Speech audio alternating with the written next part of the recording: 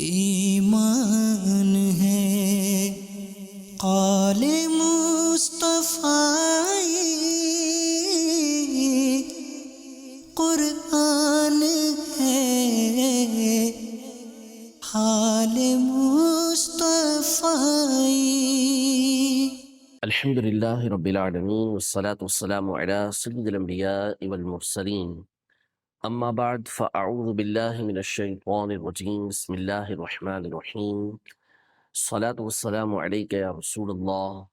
وعلی آلک واصحابک یا حبیب اللہ۔ الصلاة والسلام علیک یا نبی اللہ وعلی آلک واصحابک یا نور اللہ۔ الحمدللہ عز وجل، رمضان مبارک کے پرکیف لمحات ہیں اور ہمارا پروگرام درس حدیث جاری ہے انشاءاللہ تبارک و تعالی۔ آج بھی ایک حدیث مبارکہ اور اس کی تشریح میں دیگر احادیث طیبہ اور علماء کے اقوال سننے کی سعادت حاصل کریں گے۔ امام ابن ماجہ رحمۃ اللہ تعالی علیہ اور امام بیہقی رحمۃ اللہ تعالی علیہ سیدنا انس بن مالک رضی اللہ تعالی عنہ سے روایت کرتے ہیں کہ نبی پاک صلی اللہ تعالی علیہ وآلہ وسلم نے ارشاد فرمایا، الحسد یأکل الحسنات کما تأکل النار الحطب، والصدقۃ تطفئ الخطیئۃ کما یطفئ الماء النار، والصلاۃ نور المؤمن، والصیام جنۃ من النار۔ یعنی نبی پاک صلی اللہ تعالیٰ علیہ وآلہ وسلم نے ارشاد فرمایا، حسد نیکیوں کو ایسے ہی کھا جاتا ہے جیسا کہ آگ لکڑیوں کو کھا جاتی ہے، اور صدقہ گناہوں کو، خطاؤں کو ایسے ہی مٹاتا ہے جیسا کہ پانی آگ کو بجھا دیتا ہے، اور نماز مومن کا نور ہے،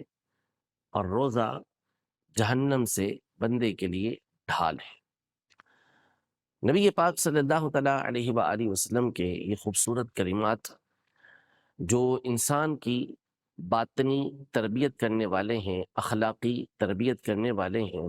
انتہائی جامع کلمات ہیں، انتہائی پسندیدہ کلمات ہیں کہ یہ خوبیاں اگر بندے کے اندر ہوں تو اس سے بندہ حقوق العباد کی ادائیگی بھی اچھے انداز میں کر سکتا ہے اور حقوق اللہ کی ادائیگی بھی اچھے انداز میں کر سکتا ہے۔ یہ نبی پاک صلی اللہ تعالیٰ علیہ وسلم کی تعلیم و تربیت ہے کہ آپ صلی اللہ تعالیٰ علیہ وآلہ وسلم کبھی کسی چیز کی وعید کو بیان کر کے اس سے دور کرتے، کبھی کسی چیز کی فضیلت کو بیان کر کے اس چیز کے قریب کرتے، کبھی کسی چیز کے کرنے کا براہ راست حکم دیتے، کسی برائی سے بچنے کا براہ راست حکم دیتے ہیں، اور کبھی نبی پاک صلی اللہ تعالیٰ علیہ وسلم وہ اچھائی کر کے آپ علیہ السلام ہمیں سکھایا کرتے تھے، اور وہی تعلیمات ابھی بھی ہمارے لیے ایک روشن مینارے کی حیثیت رکھتی ہیں۔ سب سے پہلی بات جو نبی پاک صلی اللہ تعالیٰ علیہ وآلہ وسلم نے ارشاد فرمائی کہ حسد نیکیوں کو اسی طرح کھا جاتا ہے جیسا کہ آگ لکڑیوں کو کھا جاتی ہے، اور دیگر روایتوں کے اندر ہے جس طرح آگ خشک لکڑی کو یا گھاس کو کھا جاتی ہے، اسی طرح حسد یہ نیکیوں کو کھا جاتا ہے۔ یعنی اگر آگ کے اندر گھاس کو ڈال دیا جائے، خشک گھاس ڈال دی جائے یا خشک لکڑیاں ڈال دی جائیں، تو ہم دیکھ رہے ہوتے ہیں کہ وہ اسے جلا کر کوئلہ کر دیتی ہیں، راکھ بنا دیتی ہے۔ تو جب بندہ حسد کے اندر مبتلا ہوتا ہے، جیلسی کے اندر مبتلا ہوتا ہے، تو یہ حسد، یہ جلنا اس کی نیکیوں کو اسی طرح ختم کر کے رکھ دیتا ہے۔ یہ بہت بری برائی ہے۔ اگر اس پر غور کریں تو علماء نے یہ بات ارشاد فرمائی ہے کہ کائنات کے اندر سب سے پہلا جو جرم ہوا، سب سے پہلی جو اللہ پاک کی نافرمانی کی گئی، اس میں دو برائیاں یہ سب سے پہلی برائیاں تھیں، ایک تکبر اور دوسرا حسد۔ جب اللہ پاک نے حضرت سیدنا آدم علی نبینا و علیہ السلام کو پیدا فرمایا اور انہیں علم کی دولت سے نوازا اور فرشتوں کو اس بات کا حکم دیا کہ وہ حضرت آدم علیہ السلام کے آگے سجدہ کرے، تو چونکہ شیطان بھی ان فرشتوں کے ساتھ ہی رہتا تھا، اگرچہ کہ وہ حقیقت کے اعتبار سے جن تھا لیکن رہتا فرشتوں کے ساتھ تھا، اس لیے اسے بھی اس بات کا حکم تھا کہ وہ آدم علیہ السلام کے سامنے سجدہ کرے۔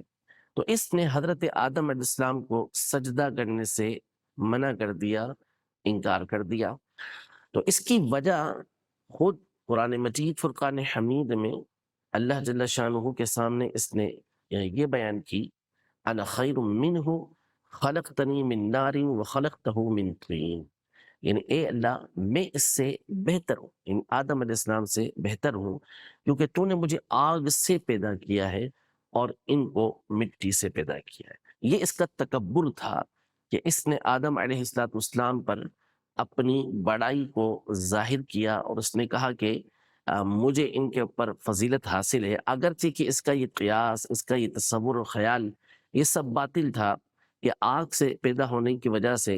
کوئی ضروری نہیں کہ مٹی سے پیدا کی گئی مخلوق سے وہ بہتر اور افضل ہو۔ اللہ پاک جس کے اندر خوبیاں رکھتا ہے، اللہ پاک جس کے اندر صلاحیتیں رکھتا ہے، وہ ہی افضل ہوتا ہے۔ اللہ پاک کی اطاعت و فرما برداری جو کرنے والا ہوتا ہے، اللہ پاک کی بارگاہ کے اندر جو اپنے سر کو جھکا دینے والا ہوتا ہے، وہی بہتر اور افضل ہوا کرتا ہے۔ تو بہرحال اس نے ایک بات یہ بیان کی، اور اس پر اس کو ابھارنے والی چیز کہ اس نے اللہ پاک کی جو نافرمانی کی، دوسری وجہ علماء نے یہ بیان کی کہ اس نے حضرت آدم علیہ السلام سے حسد کیا، یعنی وہ جلا کہ کیوں حضرت آدم علیہ السلام کو اللہ پاک نے ایسا مقام اور مرتبہ عطا کیا ہے، اور اس نے یہ خواہش کی کہ آدم علیہ السلام سے یہ منصب، یہ مقام اور یہ مرتبہ چھین لیا جائے، واپس لے لیا جائے۔ تو یہ ایک ایسی برائی ہے، ایسی خرابی ہے کہ جو بڑے بڑے عابدوں کو، بڑے بڑے زاہدوں کو، بڑے بڑے پارساؤں کو اور بڑے بڑے سمجھدار اور عقل مند لوگوں کی عقل کو بھی معاف کر دیتی ہے، اور وہ اس برائی کے اندر مبتلا ہو کر اپنی نیکیوں کو بھی ضائع کر دیتے ہیں اور اپنے سکون کو بھی برباد کر دیتے ہیں۔ حسد کہتے کسے ہیں؟ اس کی علماء نے یہ تعریف کی ہے کہ حسد کا مطلب یہ ہے کہ آپ نے کسی کے پاس کوئی صلاحیت دیکھی، کوئی خوبی دیکھی، کوئی اللہ پاک کی نعمت دیکھی، کسی بھی طرح کی ہو، اس کے بارے میں یہ تمنا کرنا کہ اس سے یہ نعمت چھین لی جائے، اس سے یہ خوبی واپس لے لی جائے۔ جب بندہ اس کا تصور کرتا ہے اور یہ بات اپنے دل کے اندر بٹھاتا ہے تو ایسی چیز کو حسد کہا جاتا ہے۔ حاسد کی جو سزائیں ہیں وہ تو بہت ساری احادیث طیبہ کے اندر آئی ہیں، اور نبی پاک صلی اللہ تعالیٰ علیہ وآلہ وسلم نے اس سے بچنے کا حکم ارشاد فرمایا ہے۔ لیکن حاسد کے بارے میں دو خرابیاں یہ قرآن و سنت کے اندر جو بیان کی گئی ہیں وہ غور کرنے والی۔ ایک تو یہ کہ یہ جو حاسد ہے یہ وہ شخص ہے کہ جو اللہ پاک کی تقسیم کے اوپر راضی نہیں ہوتا۔ اللہ پاک نے کسی شخص کو بہت سارا مال و دولت دیا، اس کا جو اسٹیٹس ہے دنیاوی اعتبار سے وہ بڑا شاندار ہے، یہ اللہ کی مرضی ہے کہ اللہ پاک نے اسے دیا۔ اب اس کو دیا، اس کو دینے میں کیا امتحانات ہیں، وہ اللہ کی اس نعمت کو کس انداز میں استعمال کر رہا ہے، اس نعمت کا کس انداز میں شکر ادا کر رہا ہے، یہ اس کا اور اس کے رب کا معاملہ ہے۔ لیکن جو حسد کرنے والا شخص ہوتا ہے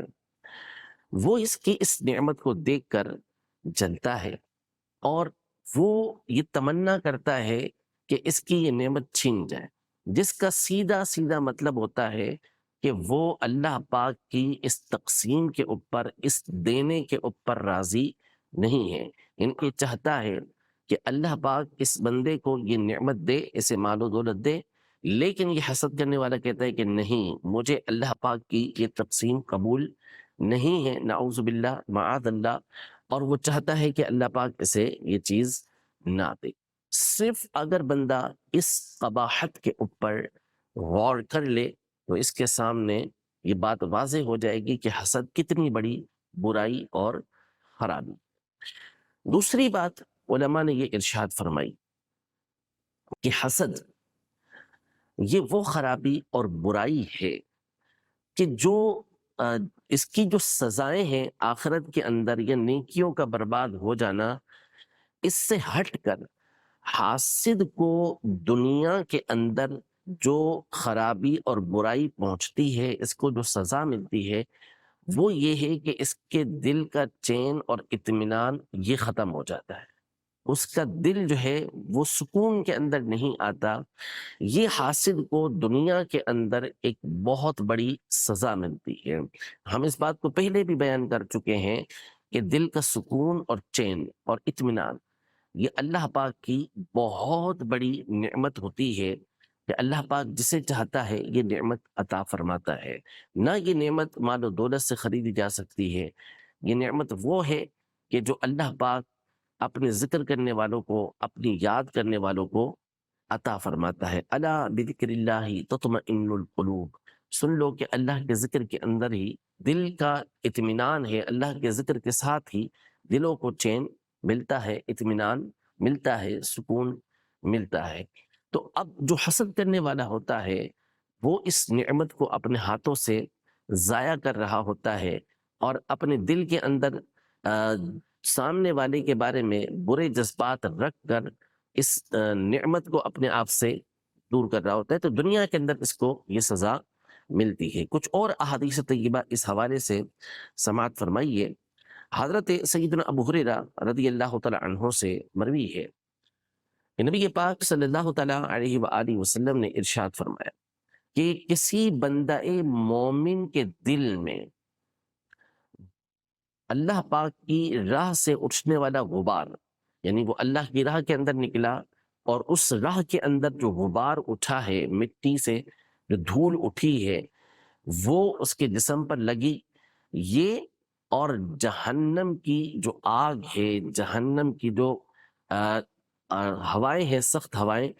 وہ اس جسم کے اندر یہ جمع نہیں ہو سکتی۔ یعنی اگر وہ اللہ کی راہ کے اندر نکلا ہے، اللہ تبارک و تعالیٰ کی راہ میں نکل کر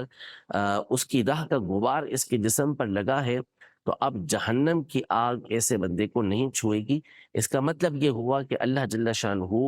بغیر کسی سزا کے، بغیر کسی عذاب کے اس بندے کو جنت کے اندر داخل فرما دے گا۔ یہ ایک بات۔ دوسری بات کہ ارشاد فرمائی کہ اسی طرح کسی بندے کے دل کے اندر ایمان اور حسد ایک ساتھ جمع نہیں ہو سکتے۔ یعنی جس کے دل کے اندر کسی مومن کے لیے، کسی اللہ کے بندے کے لیے حسد ہوگا، اس کا ایمان کامل نہیں ہو سکتا، اور جس کا ایمان کامل ہو، پختہ ایمان ہو، اس کے دل کے اندر کسی دوسرے مومن کے لیے حسد نہیں ہوگا۔ ایک اور حدیث مبارکہ سماعت فرمائے۔ حضرت سیدنا دمرہ بن ثعلبہ رضی اللہ تعالی عنہ روایت کرتے ہیں کہ رسول پاک صلی اللہ تعالی علیہ وآلہ وسلم نے ارشاد فرمایا، لا یزال الناس بخیر ما لم یتحاسد، کہ لوگ ہمیشہ خیر کے ساتھ رہیں، بھلائی کے ساتھ رہیں گے جب تک کہ وہ حسد نہیں کریں گے۔ یعنی جب حسد کرنے لگیں گے تو اب ان سے بھلائی دور ہو جائے گی، اور جب تک حسد جیسی برائی سے، خرابی سے دور رہیں گے تو اس وقت تک اللہ پاک کی طرف سے وہ بھلائی کے اوپر ہی رہیں گے۔ مزید نبی پاک صلی اللہ تعالی علیہ وآلہ وسلم ارشاد فرماتے ہیں کہ دب الیکم داء الامم قبلکم الحسد والبغضاء هي الحالقہ انی لا اقول تحلق الشعر ولكن تحلق الدین، یعنی تمہاری طرف وہ بیماری آئی جو تم سے پہلے والے لوگوں کی طرف آئی، یعنی جو پہلے والے امتوں کو جو بیماری لگی تھی وہی تمہارے اندر بیماری آئی ہے، اور وہ بیماری کیا ہے؟ فرمایا حسد اور کینہ۔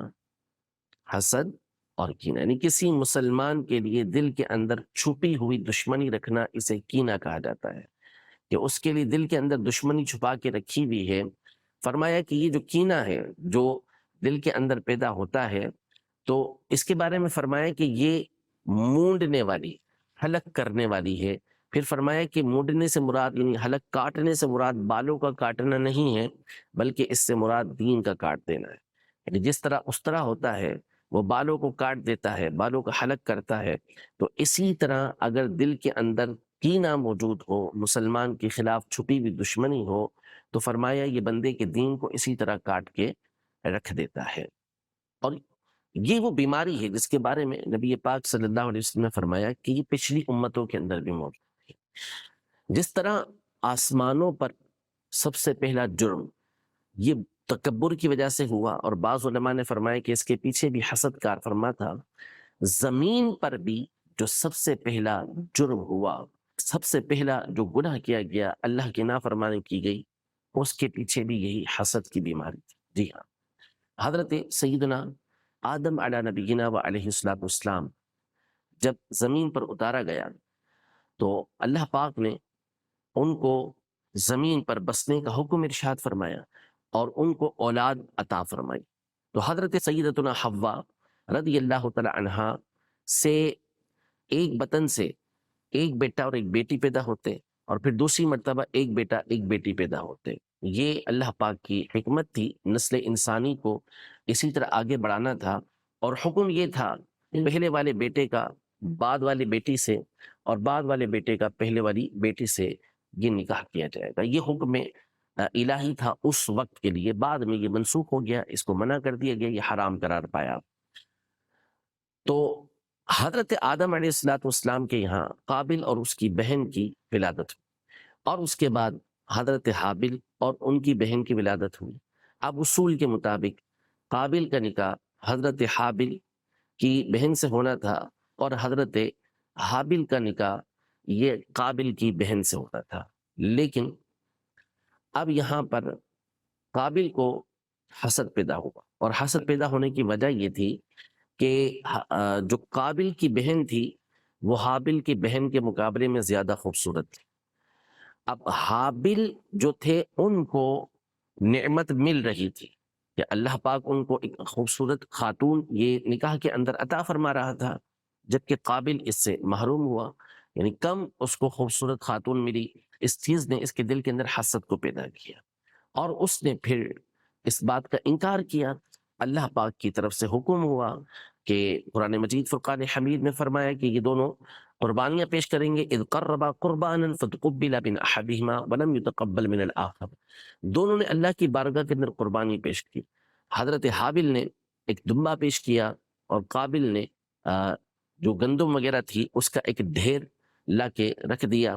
اس زمانے کے رول کے مطابق، اصول کے مطابق آسمان سے آگ آئی، اور حضرت حابل رضی اللہ تعالی عنہ کی جو قربانی تھی اسے قبول کر لیا۔ فتقبل من احدہما ولم یتقبل من الآخر۔ حضرت حابل کی قربانی قبول ہو گئی، اور دوسرے کی یعنی قابل کی قربانی قبول نہیں ہوئی۔ اب فیصلہ ہو چکا تھا حضرت حابل کے حق میں، لیکن قابل نے اس فیصلے کو ماننے سے انکار کیا۔ حسد کی اس بیماری کی وجہ سے، اس برائی کی وجہ سے اس نے زمین پر سب سے پہلا جرم کیا، اور حضرت حابل رضی اللہ تعالی عنہ کو قتل کر دیا، جس کا تذکرہ قرآن مجید میں سورۃ المائدہ میں اللہ پاک نے فرمایا ہے۔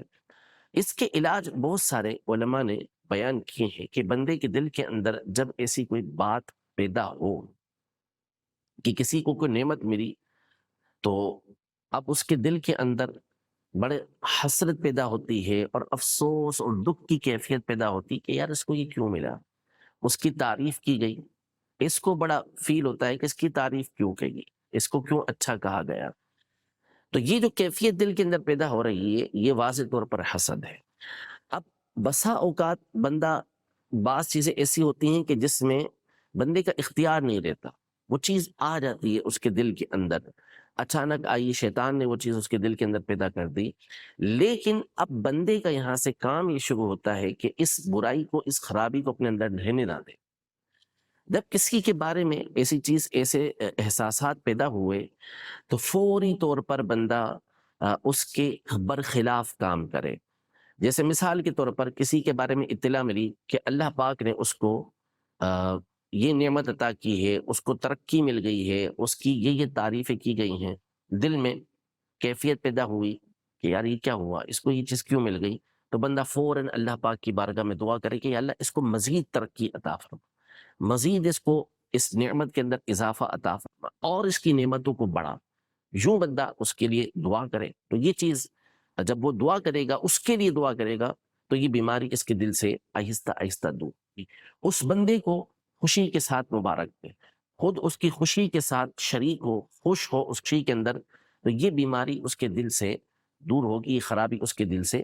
دور ہوگی. ایک حدیث مبارکہ سماعت فرمائیے، مسند احمد کی حدیث مبارکہ ہے. حضرت سیدنا انس بن مالک رضی اللہ تعالی عنہ روایت کرتے ہیں، آپ فرماتے ہیں کہ ہم نبی پاک صلی اللہ تعالی علیہ وآلہ وسلم کے ساتھ بیٹھے ہوئے تھے کہ آپ علیہ الصلوۃ والسلام نے ارشاد فرمایا کہ یطلع الآن علیکم رجل من اہل الجنہ،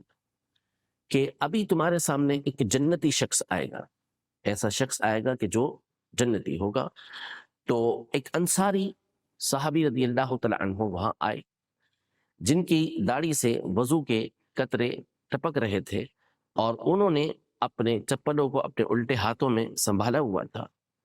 جب دوسرا دن تھا تو نبی پاک صلی اللہ تعالیٰ علیہ وآلہ وسلم نے اسی طرح ارشاد فرمایا کہ تمہارے پاس ابھی ایک جنتی شخص آئے گا، تو وہی انصاری صحابی آئے. تیسرے دن بھی نبی پاک صلی اللہ تعالیٰ علیہ وآلہ وسلم نے اسی طرح فرمایا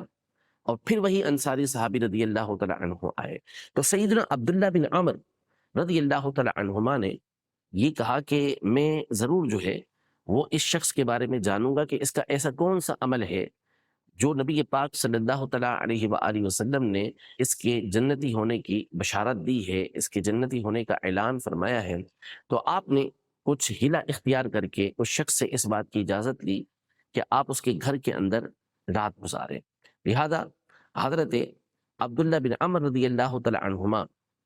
انہوں نے اس کے گھر کے اندر 3 راتیں گزاری. تو آپ نے دیکھا کہ اس شخص نے کوئی اور خاص عبادت نہیں کی. ہوتا یہ تھا کہ جب وہ رات کو سوتا اور اس کی آنکھ کھلتی تو وہ اللہ پاک کا ذکر کرتا،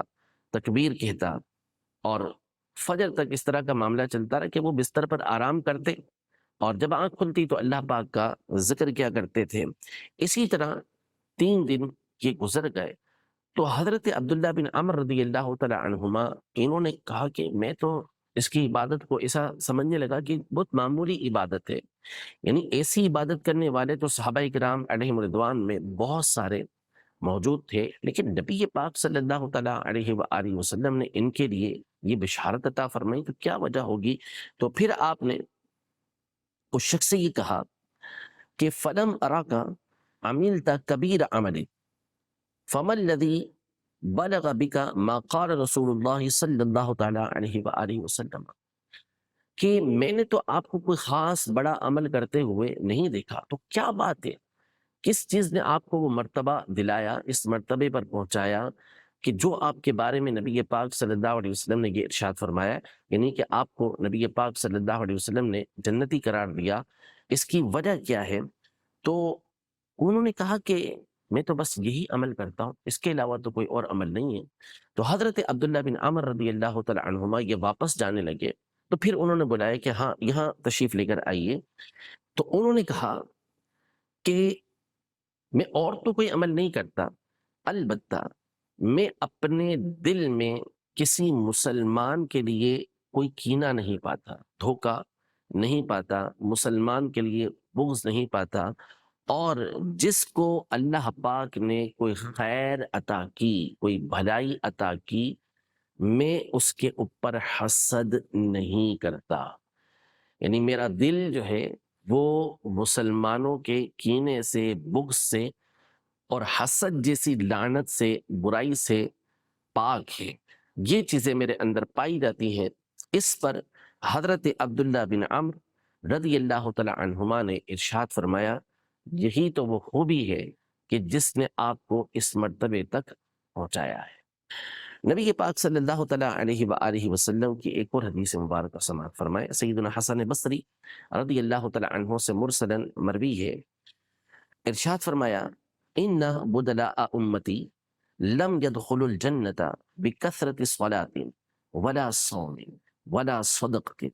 ولكن دخلوها برحمة الله وسخاوة الأنفس وسلامة الصدور. یعنی میری امت کے جو ابدال ہیں، یعنی اولیاء کی بہت بڑی قسم ہے،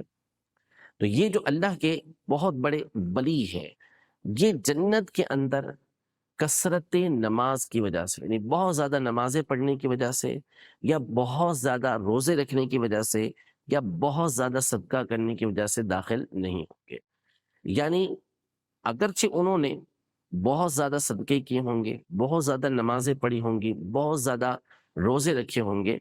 ان کے انعامات بھلے ان کو جنت کے اندر ملیں گے، لیکن جو جنت میں داخلہ ہوگا، فرمایا کہ وہ جو جنت کے اندر داخل ہوں گے برحمت اللہ،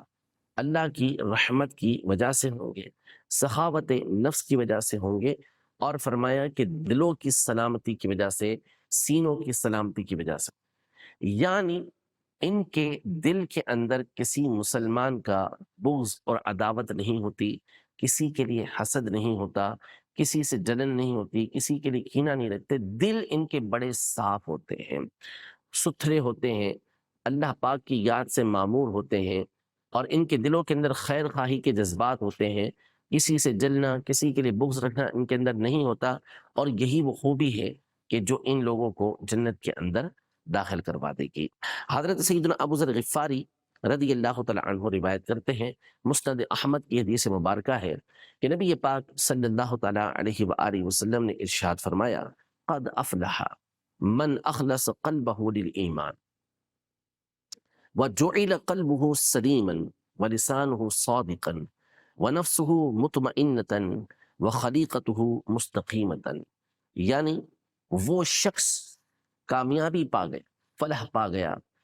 جس نے اپنے دل کو ایمان کے لیے خالص کر لیا. یعنی جس کا ایمان خالص ہو، اللہ تبارک و تعالیٰ کے لیے وہ ایمان لے کر آیا ہے اور اپنے ایمان پر وہ ثابت قدم ہے، اور جس کے دل کو سلامتی والا بنایا گیا، قلبہ سلیما، سلامتی والا بنایا گیا. اس کا مطلب یہی ہے کہ اس کے دل کے اندر کسی کا بغض، کسی کا کینہ، کسی کی عداوت نہیں ہو، اور جس کی زبان کو سچا بنایا گیا، سچ بولتا ہے، زبان سے درست بات کرتا ہے، اور جس کا نفس مطمئن ہو، یعنی وہ نفس ہو کہ جو اس کو نیکی کا حکم دیتا ہو، اور اس کی سیرت، اس کی عادات بڑی اچھی ہوں، ہمیشہ ہوں، پائیدار ہوں. تو جس کے اندر یہ خوبیاں پائی جاتی ہیں وہ بندہ کامیاب ہو گیا. فلاح کا مطلب ہوتا ہے کہ اللہ پاک نے اس کو دنیا اور آخرت کی کامیابی عطا فرما دی. رب العزت جل وعلا ہم سب کو اپنے دلوں کے اندر مسلمانوں کی خیر خواہی کے جذبات پیدا کرنے کی اور مسلمانوں کے ساتھ اچھائی کرنے کی اللہ پاک ہمیں توفیق عطا فرمائے. آمین بجاہ النبی الامین صلی اللہ تعالی علیہ وآلہ وسلم. ایمان ہے قال مصطفیٰ، قرآن ہے حال